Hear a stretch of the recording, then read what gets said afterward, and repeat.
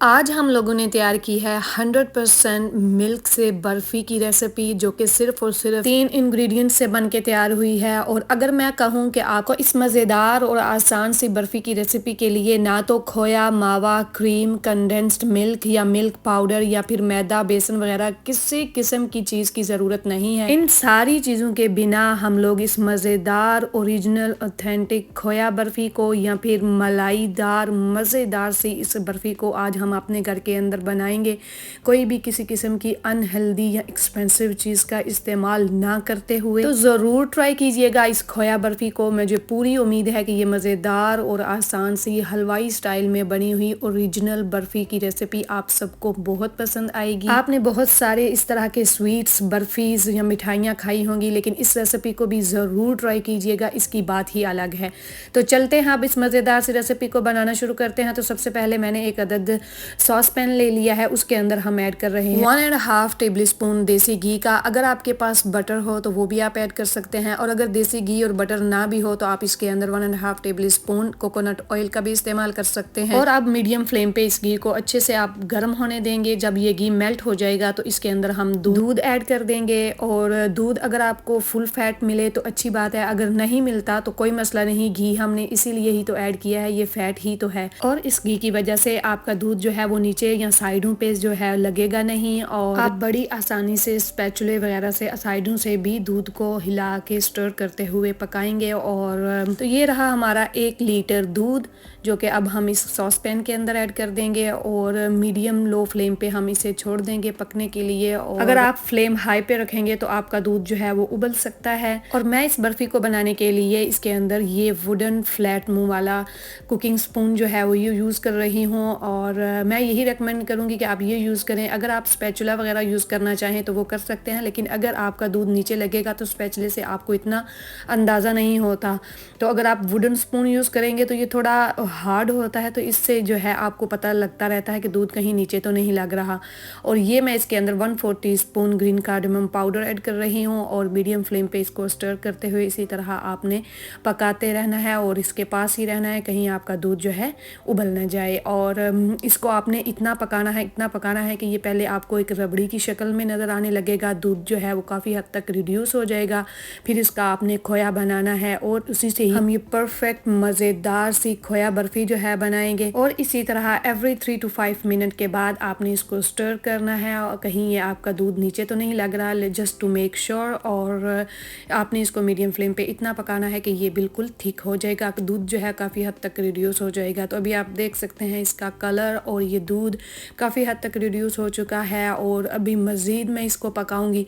तो इस तरह से इस टाइम पे अगर आप स्पैचुला वगैरह यूज़ करना चाहें तो आप यूज़ कर सकते हैं, साइडों से भी इस दूध को उतारने के लिए। और मैंने अपने चैनल पे आप लोगों के साथ और भी तरह तरह की आसान और मज़ेदार परफेक्ट ओरिजिनल हलवाई स्टाइल की बनी हुई बर्फ़ी की रेसिपीज़ शेयर की हुई हैं, जिसके अंदर मोहनथाल बर्फ़ी की रेसिपी, बेसन की बर्फ़ी की रेसिपी, और गुड़ वाली बर्फ़ी की रेसिपी, कोकोनट वाली बर्फ़ी की रेसिपी, और मिल्क पाउडर से बनी हुई बर्फ़ी की रेसिपी, लौकी की बर्फ़ी की रेसिपी, गाजर की बर्फ़ी की रेसिपी।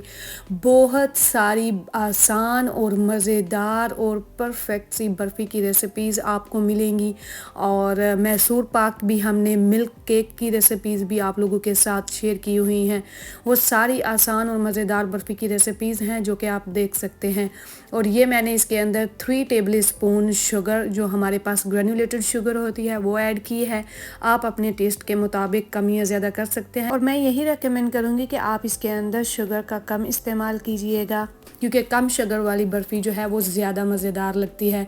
और हमने इसके अंदर तकरीबन 3 टेबल स्पून शुगर का ऐड किया है। और अब आपने इसको कंटिन्यूसली हिलाते रहना है, और जिस मोल्ड या बर्तन के अंदर आप इस बर्फ़ी को सेट करेंगे उसको भी पहले से आप रेडी करके रख लीजिएगा। जैसे मैंने अभी आपको दिखाया, हमने बटर पेपर लगा के उसके अंदर नट्स वगैरह लगा के उसको रेडी करके रखा हुआ है।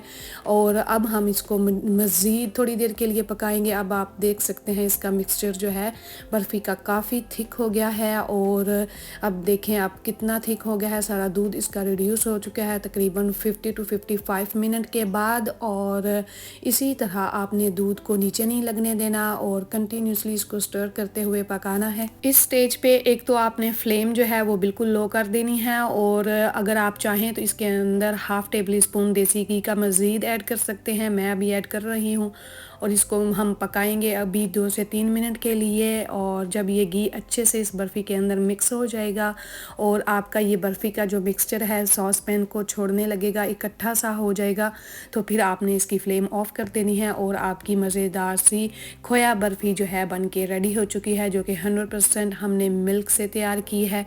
और इसी तरह साइडों से आप इसको उतारते जाएंगे और स्टर करते हुए 1 से 2 मिनट मज़ीद पकाएंगे इसको, और फिर इसकी फ्लेम ऑफ करके आपने इस गर्मा गर्म बर्फ़ी के मिक्सचर को जो ट्रे आपने रेडी करके रखा हुआ होगा उसके अंदर ऐड कर देंगे। तो आप इस खोया बर्फ़ी का कलर चेक कर सकते हैं कितना प्यारा है, और अब आप देख सकते हैं ये बिल्कुल सॉस पैन को छोड़ने लगा है, तो हमने इसकी फ्लेम बिल्कुल ऑफ़ कर देनी है इस स्टेज पे, और इसको आपने शिफ्ट कर देना है उस ट्रे के अंदर जिसको आपने रेडी करके रखा हुआ है।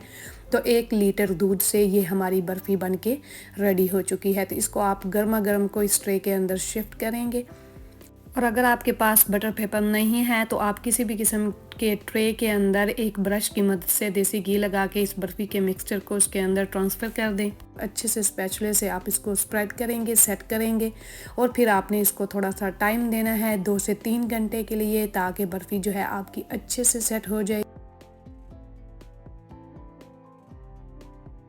अभी हमारे यहाँ सर्दी है तो 2 से ढाई घंटे के अंदर बर्फ़ी जो है अच्छे से सेट हो जाएगी। और इस बर्फ़ी को अच्छे से स्प्रेड करने के बाद हमारे पास कुछ बचे हुए नट्स थे, वो हमने इस बर्फ़ी के ऊपर लगा दिए हैं, और इन नट्स को आपने स्पैचुले से हल्का हल्का सा ऊपर से दबा देना है ताकि ये अच्छे से सेट हो जाएं। और फिर इस बर्फ़ी को आपने रेस्ट देनी है तकरीबन 2 से 3 घंटे के लिए, और 3 घंटे के बाद अब हम इस बर्फ़ी को आपको कट करके चेक कराएंगे। ये बहुत अच्छे से सेट हो चुकी है, आप देख सकते हैं। ये रही हमारी मज़ेदार सी खोया बर्फ़ी जो कि बन के रेडी हो चुकी है, और इसको अब हम कट करके सर्व करेंगे।